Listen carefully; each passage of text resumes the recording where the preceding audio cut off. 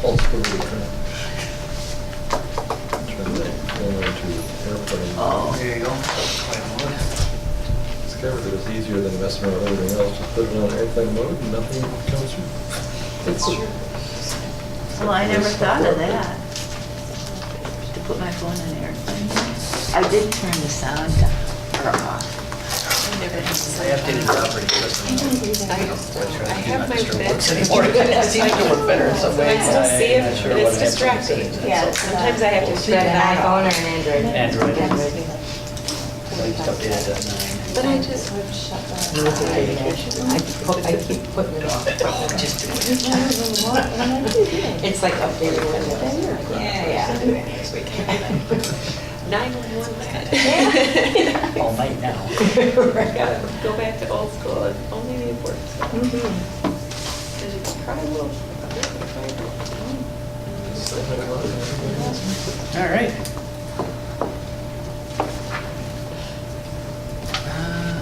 What is? Oh, that's facilities. Okay. All right. I will call to order the Board of Trustees of the Batavia Public Library District, our regular meeting for Tuesday, 21st of August, 2018. Would everybody please stand and join me in the Pledge of Allegiance? Pledge allegiance to the flag of the United States of America and to the republic for which it stands, one nation, under God, indivisible, with liberty and justice for all. Thank you. Joanne, would you call the roll, please? Blanchett. Here. Salata. Here. Deechman. Here. Garrett. Here. Enders. Here. McKenzie. Here. Smith. Here. Thank you. Do we have any comments from the audience? Seeing none. The next item is approve the consent agenda. On the consent agenda, we have minutes from the special session on Tuesday, July 3rd, the public hearing on Tuesday, July 17th, regular meeting on Tuesday, July 17th, and the resolution certifying the 2017-2018 Illinois Public Library Annual Report. Does anybody want to make any changes to the consent agenda? Can I have a motion to approve the consent agenda, please? Thank you. Thank you, Rich. It's a roll call vote, please. Blanchett. Aye. Salata. Aye. Deechman. Aye. Garrett. Aye. Enders. Aye. McKenzie. Aye. Smith. Aye. All right. Next, I need a motion to approve tonight's agenda. So moved. Thank you. Second. Thank you. All in favor? Aye. All right. Moving through this, we do not have financial reports this evening? No, for two reasons. One, Joe has been out of town for several weeks. Right. And the second reason is this, the timing of the fiscal year is such that there wasn't a lot. We're in the process of closing out the 30th, the last fiscal year, so that's almost done. So he'll update everything as of the next meeting. Okay. President's report. Don't really have anything special to report this evening, other than what we have here. Item number 9, good news, comment from the board. Hi, Rich. Yeah, I just wanted to mention it was something that was new to me, and I mentioned it was after having been a trustee now for almost 10 years. I didn't even realize, but we moved into the homestead, and they have a visiting librarian who comes every 2 weeks and brings books, either books that they feel from past experience people would be interested in, and then talked about it briefly with George before the meeting, and she will also, that individual will also bring in books that people request. And apparently they go to the River Rain also, and individual homes if necessary also. And as I say, I was surprised. We really never talked about it in any of the meetings that I had been associated with the board. Yeah. So I thought I'd pass that along. I thought it was pretty neat. Yeah, it's a great service that the library is able to provide too. And Rosemary mentioned, I said, okay, Rich is a trustee, and I said, okay, we live here, I'm not coming to check on you. That's always good to hear, that people are using the services that we Yeah. provide, so. Very, Good. very happy with the people there. Great. All right, does anybody else have anything, any other news or comments? Correspondence and communications, we've got one item in our packet here for the windmill app that's getting It's, coming up to speed. It isn't getting up to speed as fast as the article implied it would. However, it is coming along very nicely, and Stacy is our point guard on this project with the city, and she and I have reviewed the map, and Stacy's been doing other things in terms of helping prepare, and we've had 2 meetings, I guess, with city folks to discuss the overall intergovernmental agreement the board approved a while back and the city approved recently. It's very exciting. So the library's sort of at the core of this new issue. Excellent.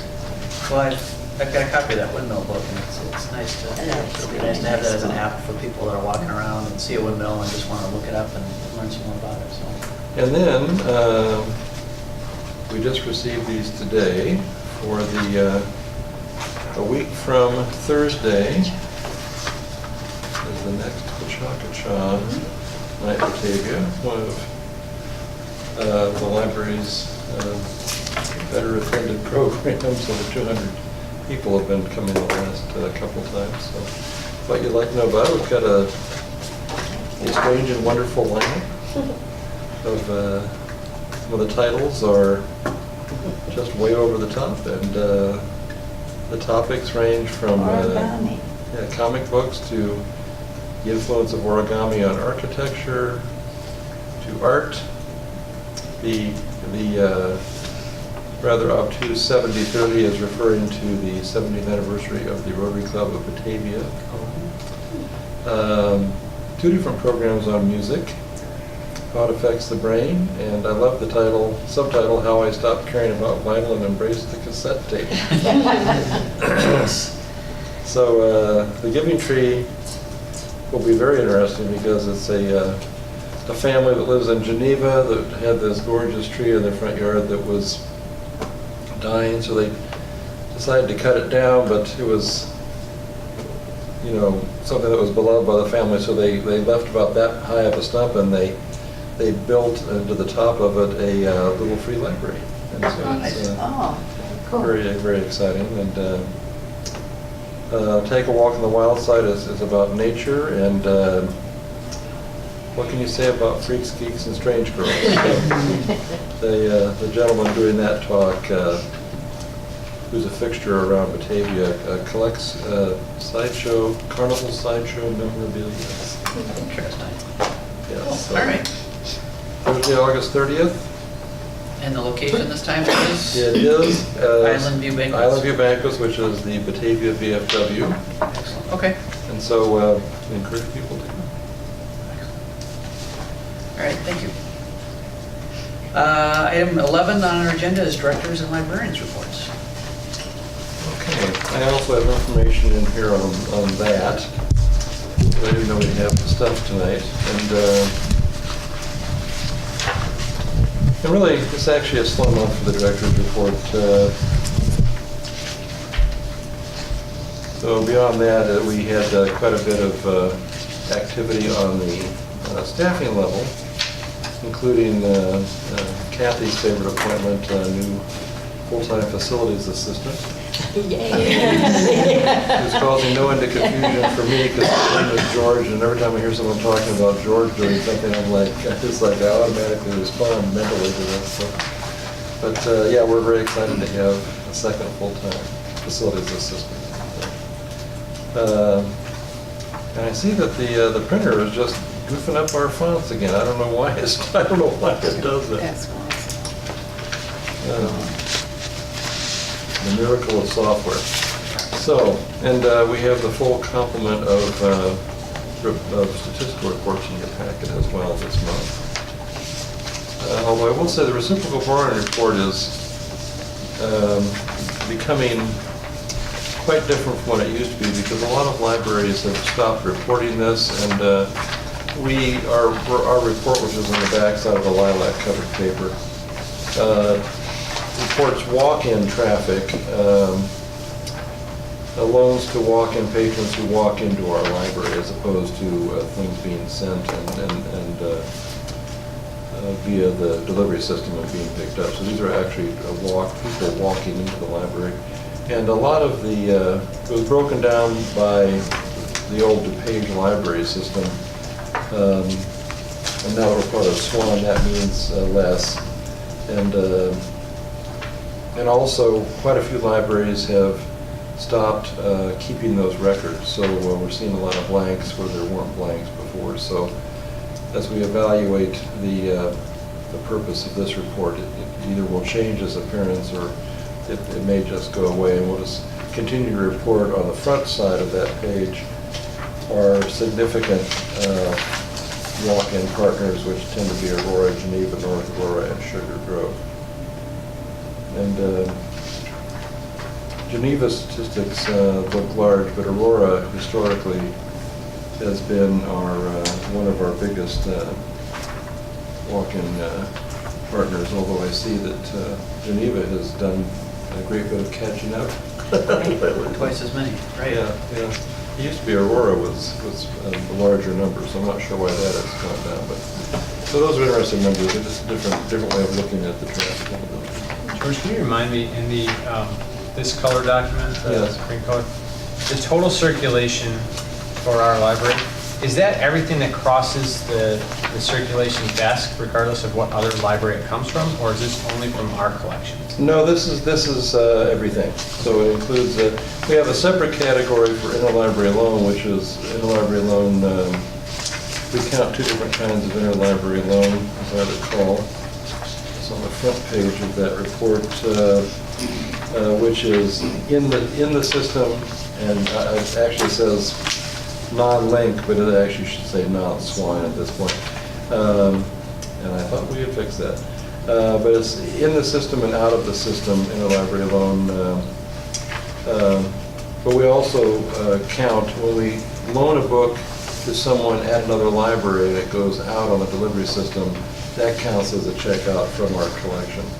And if something comes into us and we check it out at our desk, then that counts as a checkout for us as well. So then there are the downloadable things, the e-books and the e-audio books and things like that. We also have a way of tracking those numbers. So this is pretty much the complete picture. For deposit collections, such as the ones at the Geneva train station, the wonderfully named rack at the track, and also at the Batavia Apartments, we just count the number of books we put there. We don't try to, estimate how often they're used. That's not quite as accurate.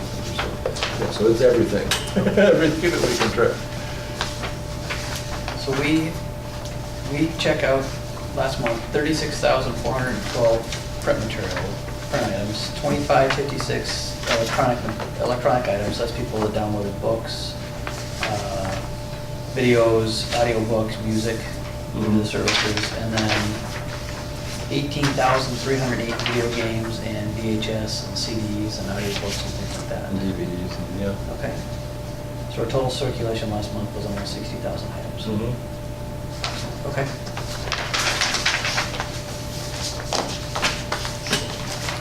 All right. That's all I've got. Anybody have any questions for George on these reports? Okay. Hi. Good evening. Well, my report today is kind of the highlights of both Summer Reading Club and my written report that you had in your packets, as well as a brief recap of what happened in YS during this last fiscal year. So just a couple things I will highlight from those. That this year's participation numbers in Summer Reading Club are slightly up from last year.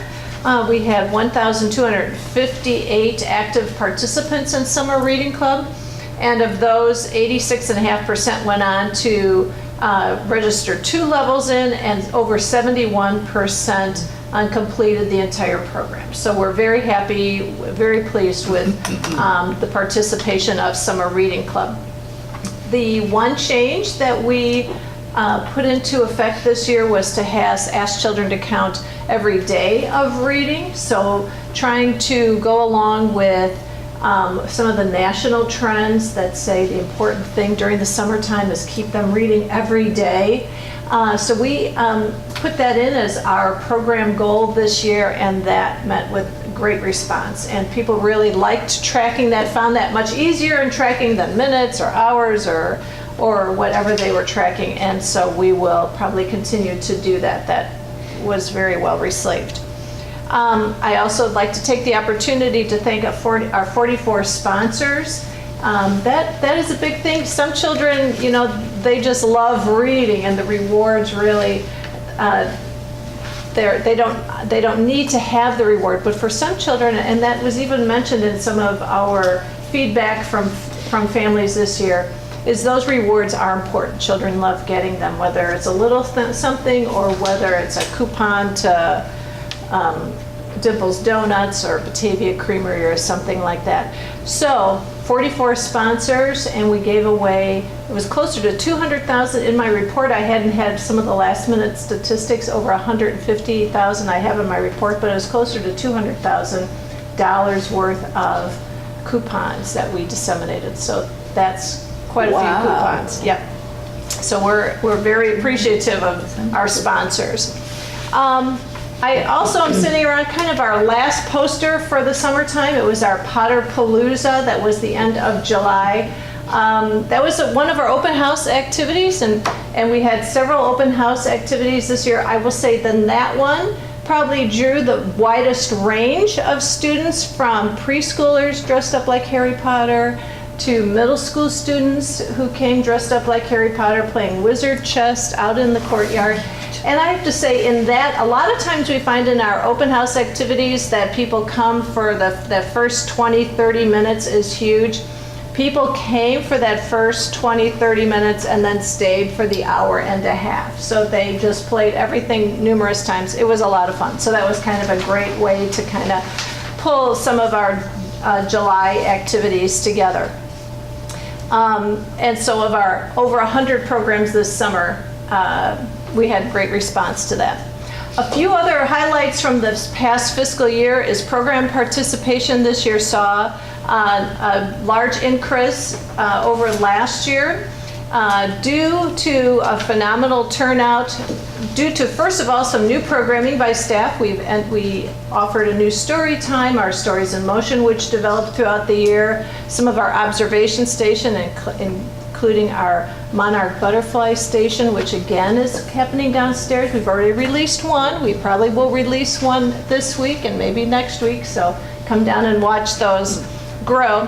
But certainly our solar eclipse party last year really put us over the top as our for programming, and our second highest program ever in the library since our grand opening in 2002. We had 68 middle school volunteers donating over 525 hours, and just a great turnout of programming and services provided to children. And so I'm very proud of what the youth services staff did during this past fiscal year and their dedication to quality programming and services. And I'm very honored to be a part of their team and working with them and working here at the library as well. I also added a few things. Sometimes people ask me, what do you actually do as the deputy director? So I added a few things onto the list of projects I worked on this year. Some of them are still ongoing, but I thought I'd add that, and I'll periodically try to put more things in so that you kind of get a feel for some of the things I'm doing as deputy director. But I also want to mention, as we wind down for the few minutes of Summer Reading Club, we jump right into the school year. And we are already, Amanda has already sent out a list to the schools of the different children, of the names of the children who participated in Summer Reading Club.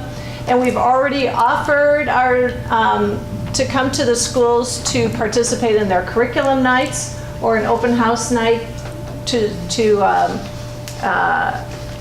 sign up people for library cards and disseminate library information. So we've already had, I know for sure one, I think Amanda was thinking a second one had come in, but they hadn't finalized what the date was going to be on that. So we're already jumping right into the schools with the beginning of the school year. So, any questions? Just thank you very much. Thank you. For all you're doing. Thanks, Joanne, you guys run a great program. Thanks. While Stacy's stepping up, I wanted to mention that we learned from the parking lot contractor that they should begin the milling process, the part where they grind up half of the lot tomorrow. The weather the last couple of days precluded them from really working because they don't want the under layer to get saturated. So do they start up top? Yes, we're going to start up with all but the most easternmost row up top, and then that'll take the rest of this week and possibly into next week, and then they'll do the next half, including the lower level. They did the curbing that needed to be replaced, sections of curb last week. We got new grates, the top part of the drains around the parking lot that were broken. A lot of the teeth were chipped out of those for some reason, and so those replacements were installed last week as part of the concrete work, and even fixed a sinkhole that we had in the Circle Drive, so we got that fixed. And, Finally, nice. And Yeah. the stuff, did you say the stuff? oh, that's right. There was due to the freeze-thaw cycle, we believe, there was a corner of one of the steps up by Wilson and Water Streets that was gone. I mean, it just wasn't even there. And the concrete guys also fixed that. They actually carved out a little bit larger section of the step and poured a new corner to that step, and it looks really nice. So I went down there and looked at it today. They did a very nice job. So all that work was done before any rain, so the concrete had started to cure before any moisture came down last week. And they wanted to cure at least 2 or 3 days before they do the milling work so it doesn't ship the new concrete. So you may have noticed a big piece of equipment in the Parked right next to the it. southwest corner of the parking lot, and that is part of what's going to be chewing up the asphalt tomorrow. So we're excited to get that moving on. And tied into Joanne's report, this is the 20th anniversary of the first Harry Potter book. Can you imagine? It's been 20 years ago that Harry Potter and the Philosopher's Stone in England and Sorcerer's Stone in America. Hi, Stacy. I just want to highlight a couple things from my report. I did a fiscal year recap for adult services, and I wanted to pull out a few of those numbers for us to look at. There are about a dozen organizations in the community that adult services has collaborated with on various projects through the year. And we're very grateful for those collaborations and those partnerships in the community. This year, there were 4,435 adults and teens who participated in the 170 programs that we offered for those age groups. And that does not include summer and winter reading club. And this year, library visitors spent 6,534 hours using the study rooms back near the reference desk. So the one way or another, people are coming and using this space, using the facilities of the library. And one other number that has reached a record level this year, and it's only growing, is that adult services staff provided 50 one-on-one coaching sessions this year for patrons, which is about 1 a week.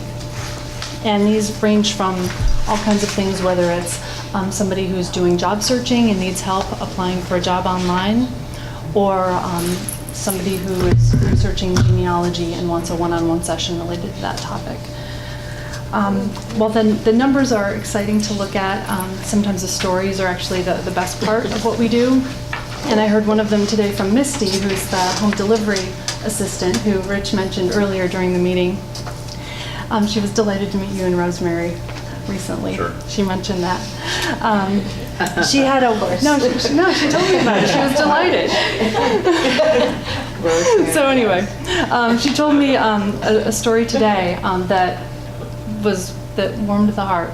And we've recently She had talked with some of the people that she visits on her different trips to different places, and she had talked about, had asked them if they did audiobooks, if they have issues with vision. And some of them didn't understand what the CDs were and so on and so forth. And so she asked if we might purchase some inexpensive portable little handheld CD players to check out to them. And I took the idea to George, who approved it, and we have them in place, and she delivered the first one just recently. And awesome. today, she took one to a woman who was so excited that she said, "I can read again." And she said, so she told me, and it gave me goosebumps. So gonna changing make me people's cry. lives. I know. It almost makes a person a little bit. So it's exciting to be part of work that can change people's lives, can enrich their lives, and make them a better thing. And we're grateful for what Misty does, and that we have the opportunity back at the reference desk as well to hear people come in and say, I got a job, thank you so much for guiding me to these resources. So just wanted to share that with you, as well as the numbers. Any questions? No, that's great. Thank you for you Yeah. too. The 50 one-on-one coaching sessions, people would like a coaching session one-on-one. Is it something that they make an appointment to do? Mm-hmm. And so can they just go to the reference desk and then make that appointment for whatever day is? Okay. Yeah, they come to the reference desk, sometimes they'll call, but a lot of times it's in person. And as long as they have a Batavia Library card, it's valid. And a lot of the coaching sessions are technology coaching sessions. So often it is related to job searching. Sometimes someone has a piece of technology that they have been given, often by a younger family member, who's passed along the Kindle they're no longer using. And people come in with this thing. Once somebody came in and it was an iPad still in the box. So we needed to get that charged before we could help them download. That's But pretty nice. sometimes it's specific to a device that they have. We've had people come in with a new smartphone and they want to learn how to actually make the thing work for them. Yeah. So the technology assistant who works with them will do a needs assessment. They'll talk with them in advance and then prepare kind of a lesson plan of what they're going to go over. They prepare some handouts. And often during the session, they find that they thought they were going to go here and they kind of go here and they adapt. Yeah. Is there something at the desk or on the website that gives a menu of different items that are covered in the coaching session so people at least understand kind of what's in scope and what's not? Yeah, a little bit. I'll have to take a look and see if it's up to date because it's branched out a little bit. It includes even people coming in with a digital camera and wondering how to get those magical photos off of there and onto the computer and into a different place. I'll take a look at that and make sure that it has expanded because the service has expanded. We used to call it computer coaching, and we found that technology coaching was really better phrasing to describe the scope of what we were doing, since so much of it did relate to devices. Stacey, talk about, just for a minute, the other type of coaching that you do, because I think that's fascinating. I'm not sure all the trustees know about. The genealogy coaching. Roseanne Freund, the librarian who does most of our genealogy work and who coordinates our Questions and Ancestors program series related to genealogy, does most of these sessions. I occasionally do one, but it's her brainchild, and she's doing most of the lifting on this one. But it's really fun. And every time she does one, she'll come in and give me kind of the broad brush strokes of what they worked on, because it's always fascinating. So this is for people, some of them are people who are just getting started in genealogy and don't know where to begin. Often it's people who have reached kind of a point where they're stuck and they're wondering where to go next. And so it's sort of getting them over that bump. Sometimes it's somebody who's just starting in a new branch of the family and it involves a different region of the world. I had helped someone who was traveling abroad and they were going to be researching they were traveling to where their family had come from. And they wanted to do a little bit of the advanced legwork to find out what resources might be there, if there were archives that they could visit, that type of thing. So it's really fascinating. With all of these coaching sessions, each one is its own special, each one is like a snowflake because they're each unique and they're custom tailored to each individual's need. One more question. Yeah. I'm curious, was the webinar and bringing them back, re-engaging library users, did it provide any revelatory ideas or kind of just stuff that you already knew? It was kind of stuff we already knew. Yeah. I had high hopes for it because the description sounded really, really thrilling. A lot of what it related to was people who have cards who aren't using them frequently. So it involved a data package that some libraries were using, and then they were customizing e-newsletters and doing the thing that that some companies will do. Hey, we miss you. You know, we haven't seen you in a while. That type of thing, and they would send out some kind of targeted e-newsletters to different groups based on their how recently they checked out materials. And that was kind of the thrust of it. There were some ideas that I jotted down there of things that they say. People might need reminders that you do some of these things, like home delivery and all of those sorts of services. So there was some value in it, but it wasn't as rich of an educational experience as I'd hoped for. Sure. Yeah. Thanks. Yeah, I know I appreciate the databases because I was using the Chiltons or card. I'm sorry to hear. I'm sorry to hear that. Whenever somebody uses children, Yes. it's never happy news, but I hope it's Finally, yeah, I got it. Not my strength, but all right. Thank you, Stacy. Next, we have committee and official representative reports. Facilities. Joanne? The Facilities Committee met, and we had an update on the RFID system that the library is looking at. It literally was an update, and we will have an other update in September or October with some more concrete kind of information. We also discussed Walk Batavia, Bike Batavia. I'm going to turn that over to Kate, because you know a lot more about it than the rest of us. The committee took a look at some of the resources that Walk Batavia has put together. Walk Batavia, for those of you who might not know, being a local philanthropic organization. They're a nonprofit in the area that's hoping to make Batavia more walker and biker friendly. Is that the one Sarah Greenhagen is? Yeah, she's involved in that. A number of other people as well in town.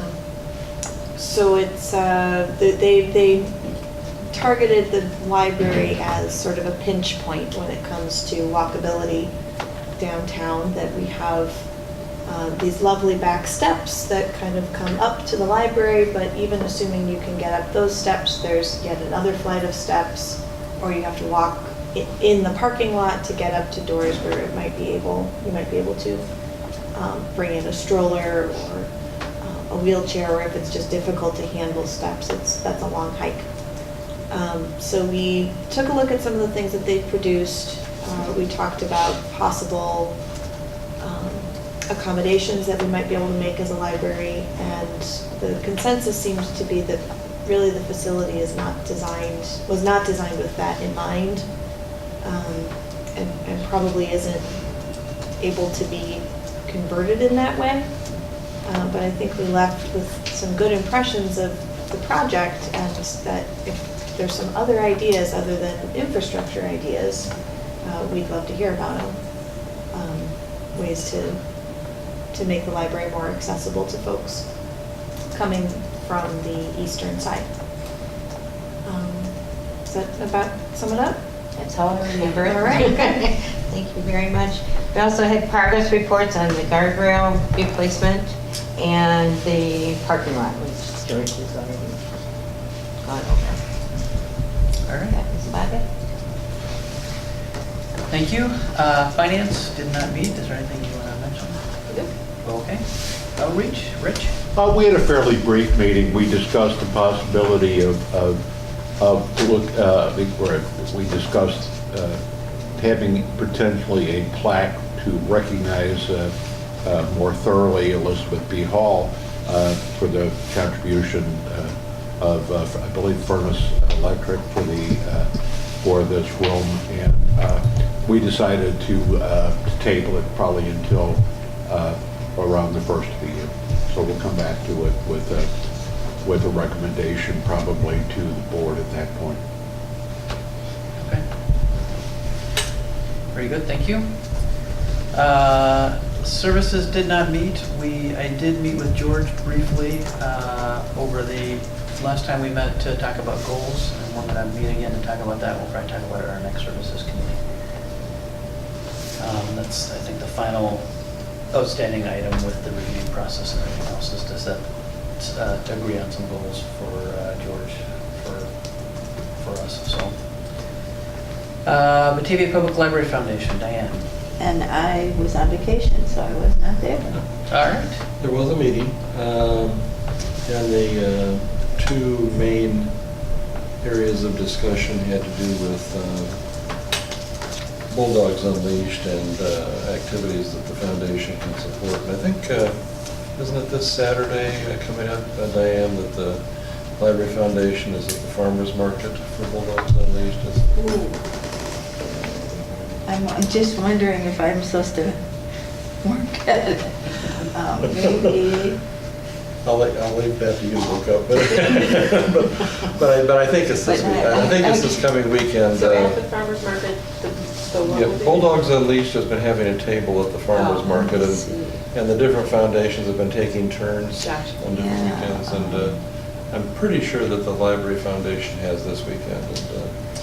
And the big event, the auction at the end of Bulldogs Unleashed is on September 15th, Saturday, September 15th, in the evening at Shannon Hall. There'll be food trucks, there'll be raffles, the 10 17-inch dogs that are around town, including one in the cafe, will all be raffled off. So raffle tickets have been sold all summer for that and will continue to be sold that evening. There's a professional auctioneer that will lead the live auction for 15 of the 30-inch Bulldogs. And the rest of them were purchased outright by the sponsors, and it should be a very fun evening. And if you would like to be there, tickets are available and on sale now through the bulldogs.unleashed.org website. So it is a fun event for those that may have been to it 7 years ago. So I encourage you to think about that. And then otherwise, general fundraising ideas were reviewed and some further discussion about the Save the Maps project. So. Okay. All right. Thanks, George. Friends of the Batavia Public Library did not meet. Did not meet, but they did have a book sale. How'd they do? They did $1,247.50. Nice. Really good. Wow. Excellent. Okay. That's a good sale. It's a very good sale. And it is Saturday that the foundation will be, Oh, good. Thank you, Dave. but I can't be there. So, good thing you reminded me. George, anything on Link?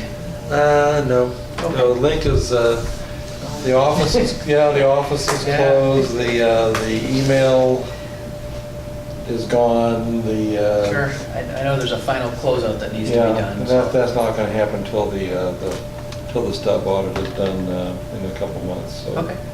Otherwise, we're just, we're swimming along Yeah. with the swans. With the Swans. That's great so far. BATV, Rich?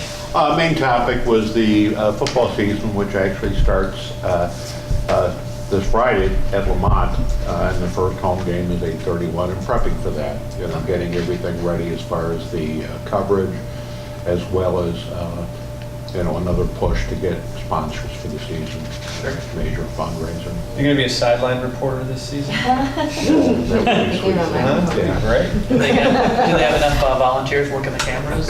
I'm sorry? Do they still look for volunteers to work the cameras? Or? They do, but I think they go through a training program. Joanne could probably talk about it a little bit because her husband Tom went through the training program. How long of an apprenticeship did they go through? I don't know. So neither one of us knows. Well, I know that that's an opportunity for people that want to get involved with BATV. They're always looking for camera operators. to Yeah, help they out do.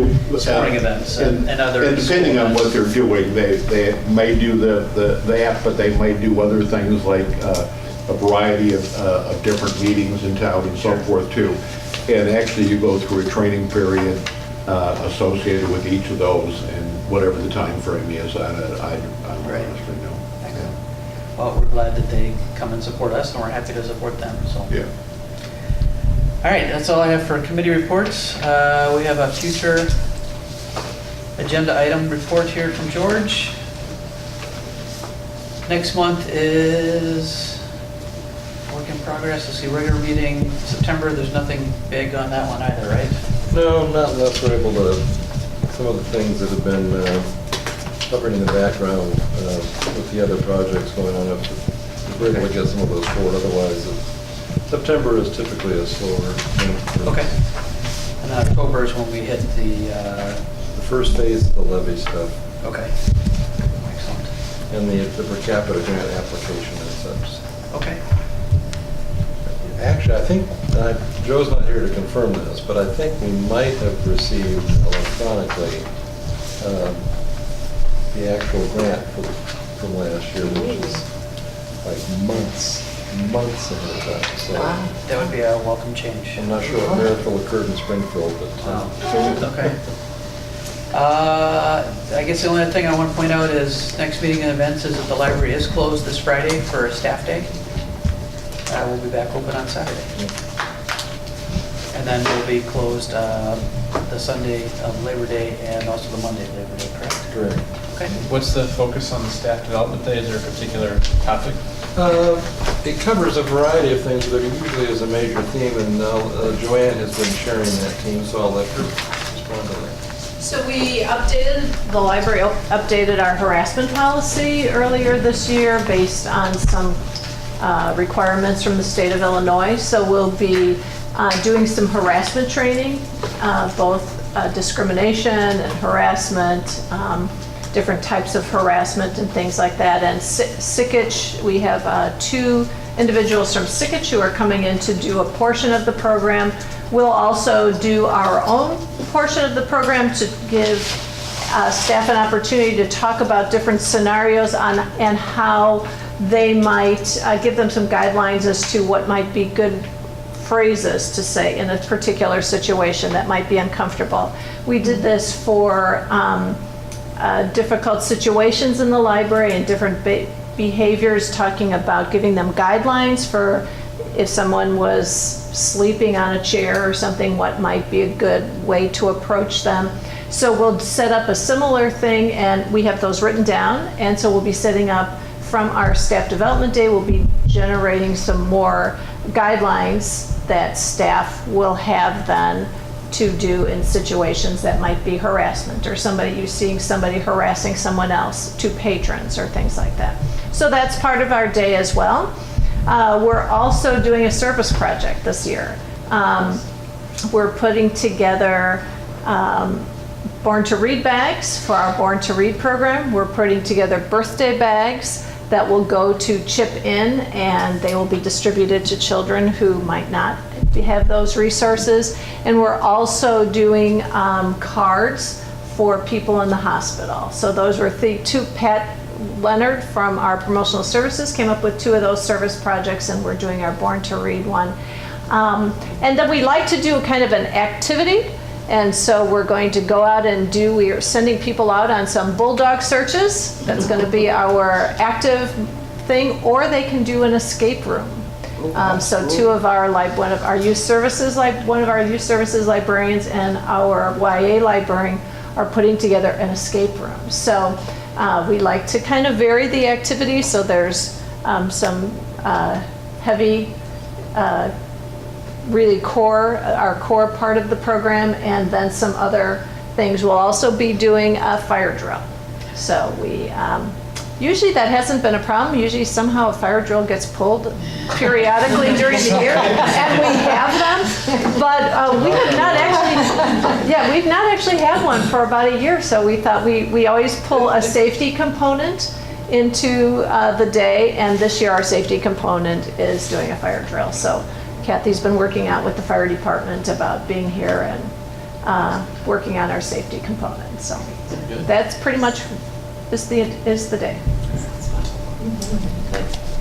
Something else on here I wanted to mention is the regular library hours, starting the Sunday after Labor Day, the Sunday hours go back to noon to 5. So, that's all I've got. I guess I will call our meeting adjourned. Thank you, everybody. Oh, sorry. I move that we adjourn. Thank you. I second. Thank you, Jenny. All in favor? Aye. Thanks. There you go. 44 minutes. Yeah. That's So I was I think that may be the new modern record. I did, I got it later. Should be. That's right.